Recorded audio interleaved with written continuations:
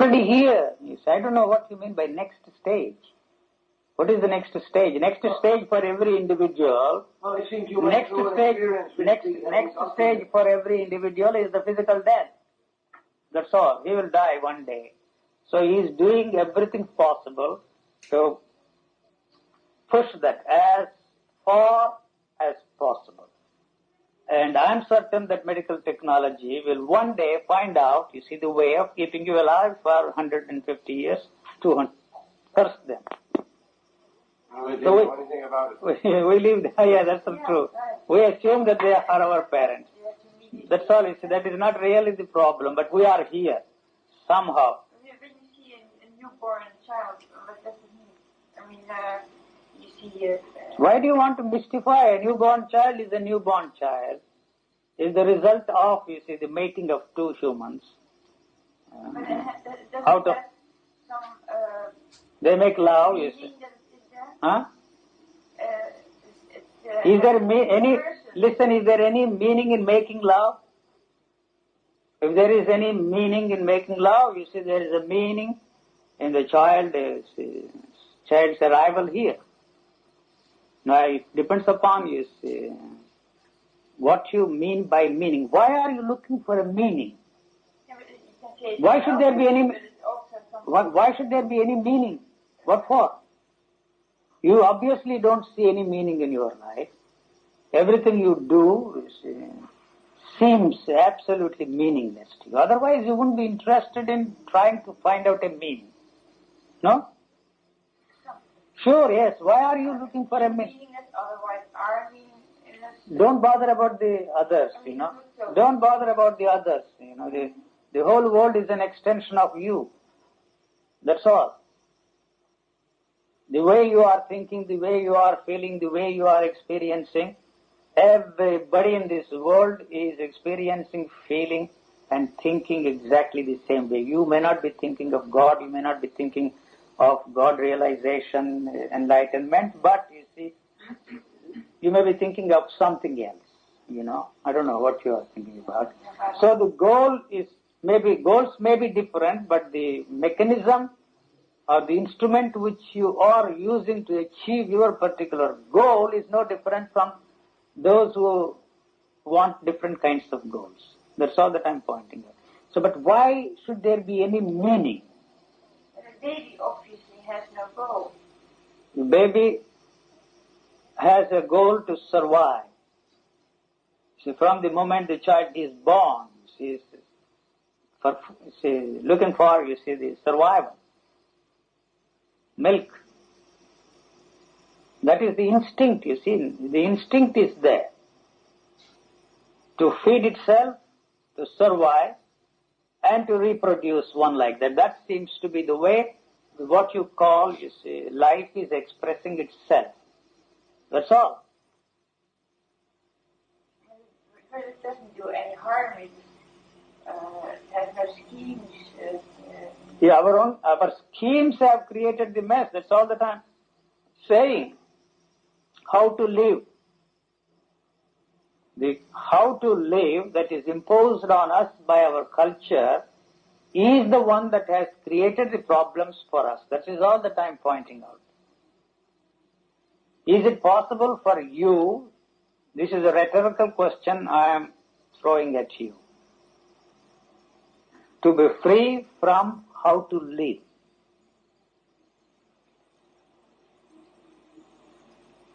You replace one how with another how. That's all. That is what you mean by life, I think. You see, how to live. Living is the problem, not life. Life, we really don't know anything about life. So what we call life is the one that makes the body respond to these things, stimuli, you know. Body is responding. There is pulse, there is beat, there is throb. Those things stop, then what you call the clinical death takes place. So that is not a death in the sense in which we use the word, because that is the basis for life. So life is continuing, not the way you see you want. Your form has disintegrated into its constituent elements, and those things have become the basis for the continuity of life.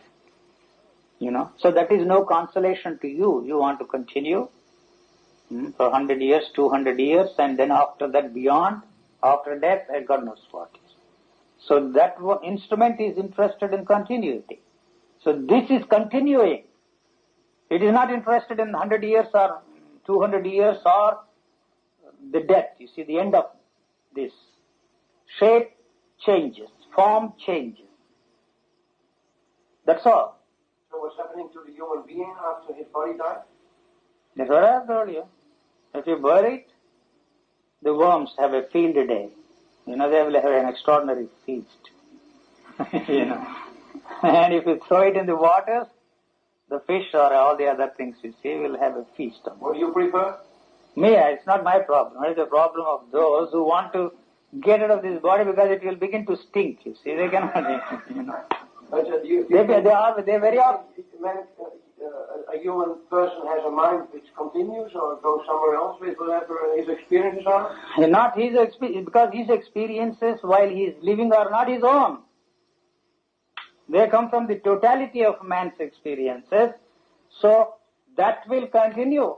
Every time you feel jealousy, you see, every time you feel that, you see, you are adding to that. You see, that is going on, the world mind. There is no such thing as your mind or my mind. There is, you see, this, you breathe. The air, you need air, see, so that you can survive. If you don't breathe, that's the end of you. So in exactly the same way, there is this thought sphere that is always there. It's not yours, not mine. So we use that for purposes of communication. First of all, we have to communicate to ourselves. This is the most important thing. Communicating to others comes next, you see. So we constantly communicate to ourselves. If the communication is not there, we are not there. You, as you know yourself. So what I mean by communication is you tell yourself that you are happy, that you are unhappy, that you are miserable, that you are bored, that you are this, that you are that you are not this, not that. You see, that goes on and on. That I don't see any meaning. What is the meaning? You see, this is the communication I am talking about. So if that communication is not there, there is no need for you to communicate with anybody. So you communicate with others to maintain this communication with yourself.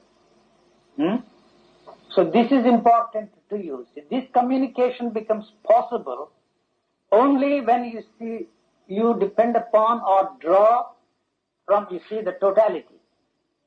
That is passed on from generation to generation. That's all that I'm pointing out.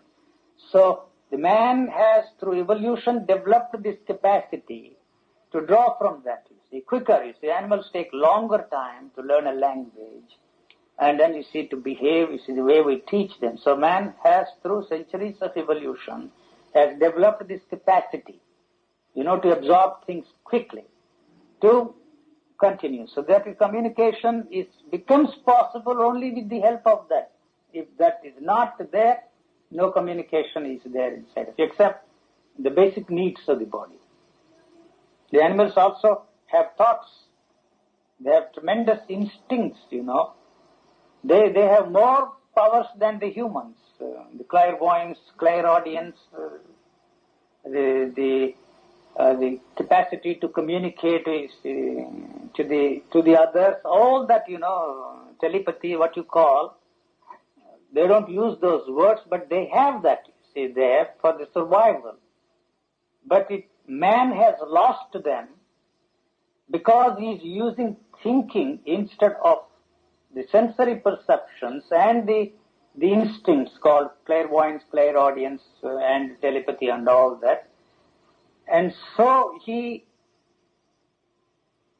has lost them, you see, and then he wants them again, and sometimes, you see, the hidden things come up, and you attribute some extraordinary things to it as a spiritual man. You see, everybody has. These are all the sensitized thoughts. When the thoughts are sensitized, you see, then you see a few individuals develop these things, instincts. But man has no use for them anymore, except those people who want to be spiritual. So they feel the necessity for that kind of a thing, not for purposes of survival, but for spiritual growth. So through thinking, man has made it possible for him, you see, to survive more efficiently than the animals. So it is that very thing that has been the curse of man, and it is going to destroy him. But anyway, there is nothing that we can do. But the hope that, you see, that instrument will save him is a hope that really has no way of fulfilling itself. So if you think, you see, the hope is necessary, and optimism which you are talking about, you see, is very important to you, then it is all right with me. Well, I didn't use myself the word optimism. No. But as I understand, a physiological process you underwent, and maybe that's the next step, and mankind is going through evolutionary mutation. He would have, you see, everybody would have been, you see, in this situation if it had not been for, you see, the culture. You see, the culture has created the model of a perfect man. But you might be a counterculture. And the counterculture is part of the same. You see, they go together, you know. You see, this is a reaction to that, you see. So when you find it is impossible for you to reach your goal and see the meaninglessness of that, you see, then you create, you see, the opposite of it. So the counterculture and the perfect man that the culture has created and placed before us belong to the same. They come from the same source. So, but culture would be conditioning, and counterculture would be deconditioning, and once you decondition enough processes... No, it is conditioning you in a different way. It is not possible for you to be left alone with conditioning. No matter what you do, you are conditioning yourself. You see, the unconditioning that they are talking about, the psychologists and some of those spiritual goons we have in our marketplace today, is a bogus affair. You see, you know, you will find out. You will be surprised. You find out, yes, that anything you do is conditioning you in a different way. So this talk of unconditioning or freeing yourself from conditioning has no meaning. But, you see, the conditioning there in the body is intelligence. So to talk of freeing yourself from conditioning, which is a very superficial thing, has no meaning. You see, your reflexes are conditioned. The functioning of the body has an extraordinary intelligence, and that is conditioning. That's what I am talking about. It is done in a different way, through the genetic control, not through the control of your ideations and meditations. Well, we have been experimenting with drugs which have been deconditioning our reflexes. That is a temporary. Yes, but very the temporary state might introduce you to other ways of being. Well, for what purpose? So you create another man, which is no different from the other. You see, so even this genetic engineering that they are indulging in is not for the benefit of mankind, because you see, the technique will be handed over to the state. The state will use that to control every individual instead of brainwashing, which will take centuries, through an injection or through the manipulation or what they call the genetic engineering. You can turn everybody into a soldier and fight your battles. It's very easy. So it is not in the interest of mankind to develop that.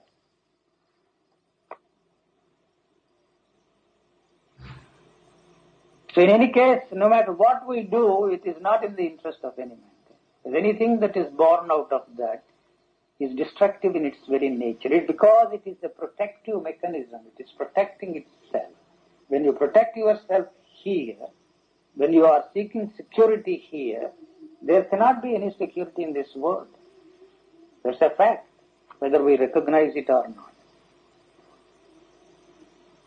So this has no social content. I am emphasizing all the time. Now, if you are freed from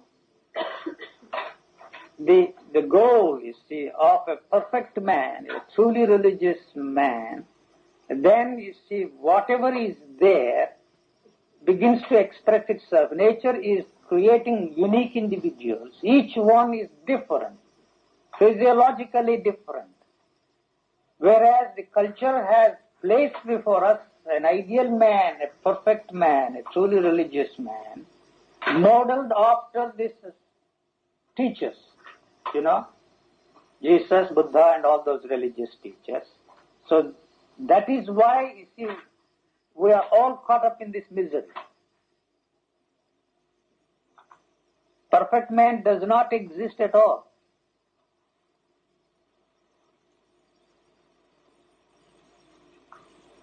Who are you? I wish I knew. That question, I wish I knew. I don't even want to bother about finding out because I have no way of finding out, you see. If I knew that, you see, that would be a great disaster for mankind. You know that, you see. If the thought that I'm an enlightened man or free man enters my head, you see, the world is in trouble.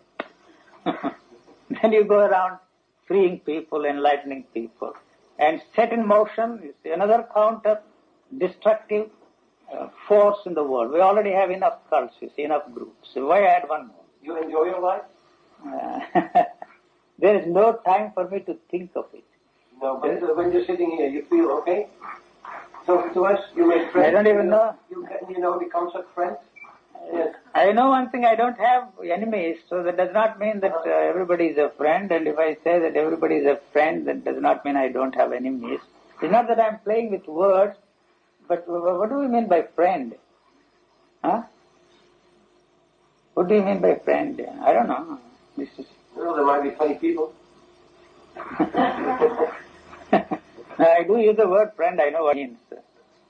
Somebody comes to you and says, I'm your friend, and you have to I'm delighted to meet a friend. What do you want me to say? It's not that I don't know the meaning of the word friend. Huh?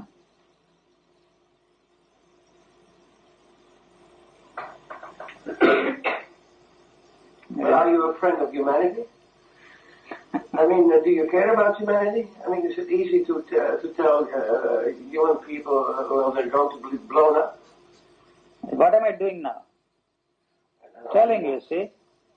Take it or leave it. I'm not here to convert you. You're mentioning communication. What is the purpose of communication? No communication is possible and no communication is necessary. When we understand the meaninglessness and the ridiculousness of trying to communicate. I didn't come here to hear meaninglessness. I came here because there was some more meaning added to whatever we knew already or did not know already. I'm surprised that you see, have made some meaning out of this. I don't know.